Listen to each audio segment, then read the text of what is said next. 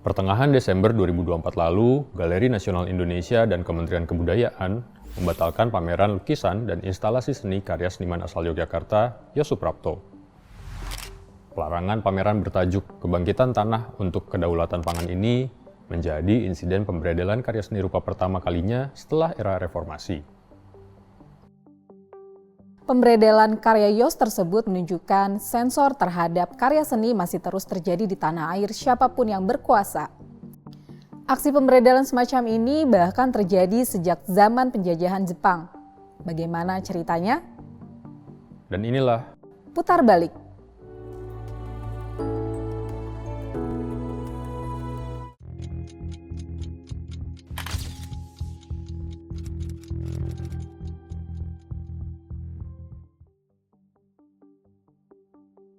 alasan Galeri Nasional membatalkan pameran Yos Suprapto adalah karena ada lukisan yang dianggap tidak sesuai dengan tema dan tidak disetujui kurator Suwarno Wisetotromo yang kemudian mengundurkan diri.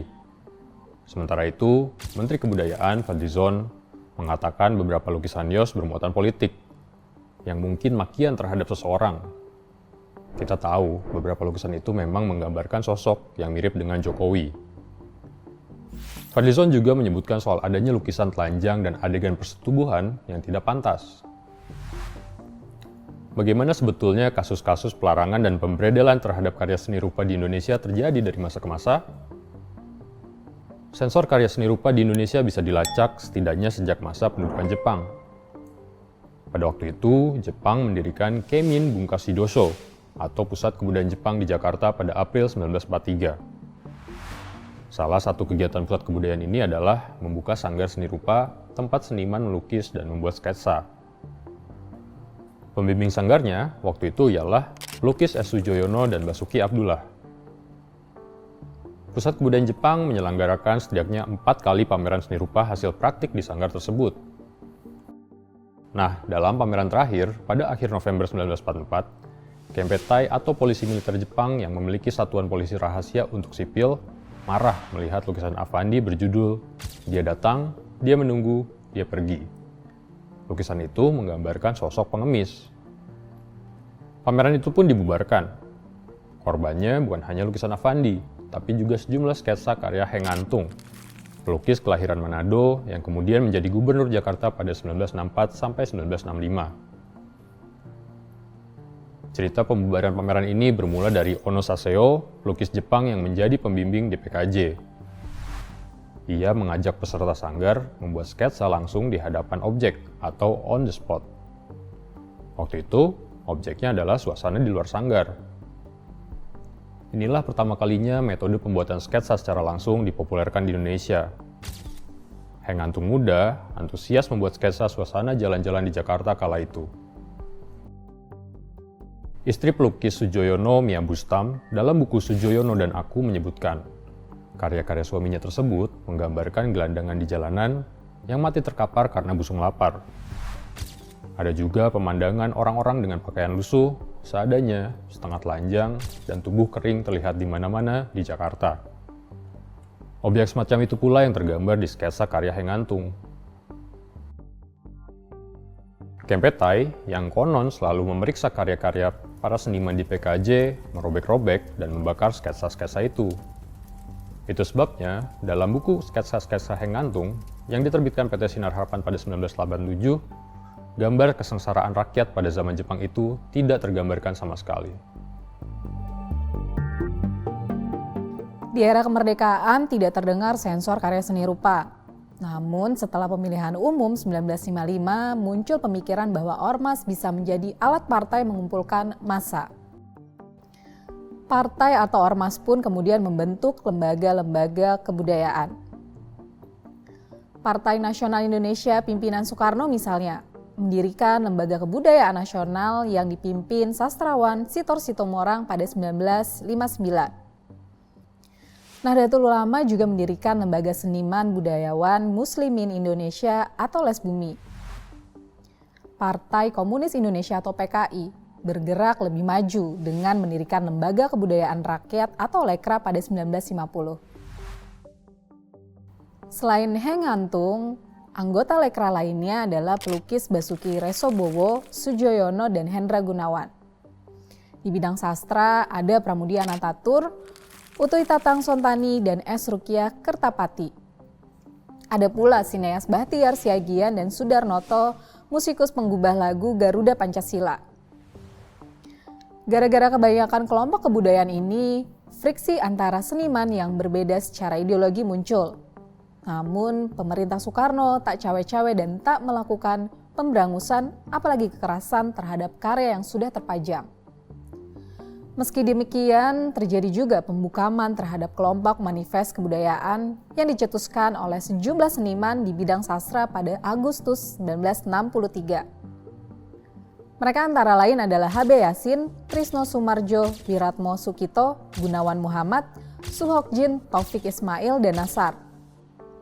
Presiden Soekarno kemudian menerbitkan surat keputusan pada Mei 1964 yang melarang manifest kebudayaan dengan alasan menyaingi Manifesto Politik 1964 yang sudah menjadi garis besar haluan negara. Buntut larangan itu, pendukung manifest kebudayaan yang bekerja di lembaga pemerintah didesak agar keluar dan karya-karya mereka pun dihambat penyebarannya. Peristiwa G30S meletus pada 1965. Sebagian pihak, terutama militer, menganggap peristiwa ini didalangi oleh PKI. Akibatnya, hak hidup PKI dicabut. Pada masa ini, yang terjadi bukan sekedar sensor, melainkan perusakan dan pembakaran karya-karya seni rupa yang diciptakan seniman yang dianggap anggota atau simpatisan organisasi yang berada dalam naungan PKI. Praktis, sebagian besar karya seni rupa seniman yang dianggap berada dalam atau dekat dengan PKI itu disingkirkan. Contohnya penghancuran Sanggar Bumi Tarung di Yogyakarta. Kasus lain adalah ketika tak seorang pun seniman yang dianggap kiri diikut-sertakan dalam pendirian Taman Ismail Marzuki dan Dewan Kesenian Jakarta yang dulu digagas Gubernur Jakarta Ali Sadikin pada November 1968. Kisah perburuan seniman yang dianggap terafiliasi PKI oleh tentara juga ditulis oleh majalah Tempo dalam liputan khusus Lekra yang terbit pada 6 Oktober 2013. Salah satu sosok yang diburu itu adalah Gregorius Suharsoyo Gunito. Pria asal Madiun itu menjadi satu dari sekian banyak seniman yang bergabung dengan Lekra. Alasan dia memilih organisasi yang berdiri pada 17 Agustus 1950 di Jakarta ini adalah karena banyaknya kesempatan belajar untuk seniman muda, terlebih seni rupa ketika itu sedang naik daun. Ketika muda, Greg menghabiskan waktu melukis di Sanggar Sura di belakang Balai Pemuda. Satu-satunya tempat berlatih melukis di Surabaya ini diasuh langsung pemimpin Lekra Surabaya Rustam Maji dan Sukaris SG. Sederet pelukis papan atas Indonesia seperti Afandi, Hendra Gunawan, dan Sujoyono juga sering menggelar pameran di Balai Pemuda. Pentas seni berkualitas oleh seniman-seniman terkemuka itulah yang menarik minat Greg merantau ke Surabaya ketika dia berusia 24 tahun pada 1960. 3 tahun kemudian, ia bergabung dengan Lekra. Ia mengatakan karya para seniman kala itu mengambil tema revolusi dan kondisi rakyat yang tertindas. Greg kemudian ditangkap pada Juni 1966. Ia menghabiskan 3 tahun berpindah tempat tahanan dan 9 tahun dikucilkan ke Pulau Buru. Meski begitu, ia mengaku bangga pernah bergabung dengan Lekra. Terkadang saya merasa terharu ketika mengingatnya, kata dia. Di ranah seni rupa sebetulnya hampir tidak ada masalah pelarangan atau pemberedelan. Karya-karya yang dianggap kontroversial hanya melahirkan polemik antara para seniman dan pengamat seni. Tapi ada sebuah peristiwa menarik pada 1975. Waktu itu terjadi sebuah insiden pencoretan lukisan oleh Gubernur Jakarta Ali Sadikin. Insiden ini terjadi dalam pameran seni rupa untuk pembukaan Taman Mini Indonesia Indah pada April 1975. Waktu itu, Ali Sadikin melakukan inspeksi mendadak. Di salah satu lukisan, ia lalu berhenti dan tiba-tiba mencoret-coret lukisan tersebut dengan ballpoint. Sontoloyo, apa ini reklame barang Jepang? Lalu Ali Sadikin membubuhkan tanda tangannya. Lukisan yang dicoret oleh Ali Sadikin itu rupanya lukisan berjudul Air Mancar karya Sri Hadi Sudarsono.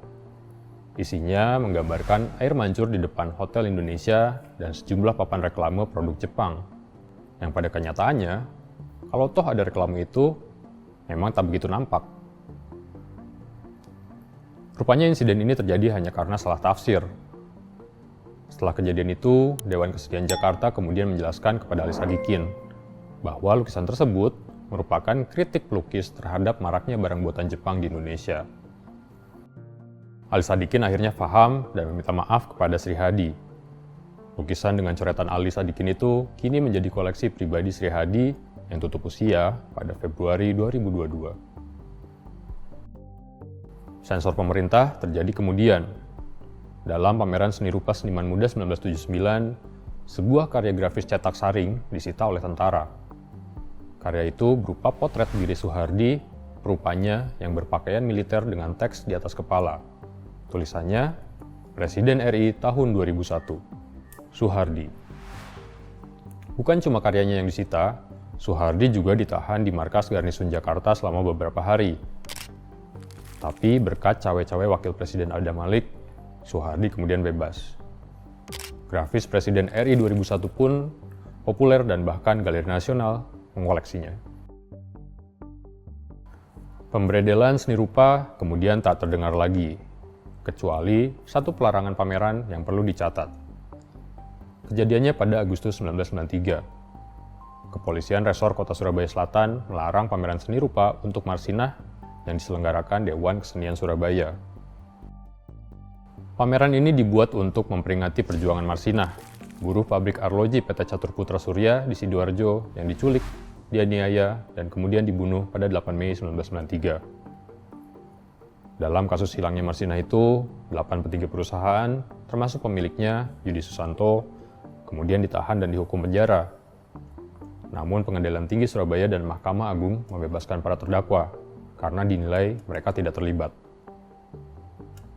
Hal itu memantik dugaan keterlibatan aparat, dan sampai sekarang, kasus Marsinah tidak pernah terungkap. Kembali ke pameran soal Marsinah, Dewan Kesenian Surabaya bersama Komite Solidaritas untuk Marsinah dan Yayasan Seni Rupa Komunitas menyelenggarakan seni instalasi karya seniman Mulyono. Pertunjukan karya seni 3 dimensi yang menyimbolkan nasib tragis Marsinah itu dilarang polisi. Alasannya belum punya izin. Ini masalah aturan main saja, kata Letnan Kolonel Badril Rizal, Kapolresta Surabaya Selatan waktu itu. Jadi, polisi mengklaim pemberedelan ini bukan masalah politis. Tapi waktu itu pameran terlanjur berjalan. Para tamu yang sudah datang terpaksa pulang karena pameran dibubarkan. Salah satunya adalah Mark Eaton, Konsul Jenderal Amerika di Surabaya. Seniman Surabaya sekaligus Ketua Presidium Dewan Kesenian Surabaya, Ari Bowo, tidak menduga pamerannya bakal dilarang polisi, sekalipun tanpa izin. Sementara itu, juru bicara Komite Solidaritas untuk Marsinah, Hadi Ciptono, juga menyayangkan antipati terhadap pameran seni rupa yang diselenggarakan untuk mengenang kematian Marsinah itu. Kalau pentas seni saja dilarang, apalagi membicarakan kematian Marsinah, kata dia. Sobat Tempo, itu tadi cerita tentang pelarangan kesenian di Indonesia pada beberapa periode. Terlihat jelas bahwa beberapa pameran dilarang karena memang bermuatan politis, sama seperti pelarangan pamerannya Suprapto di Galeri Nasional kemarin. Apa pendapat kamu tentang pelarangan pameran tersebut? Tuliskan di kolom komentar.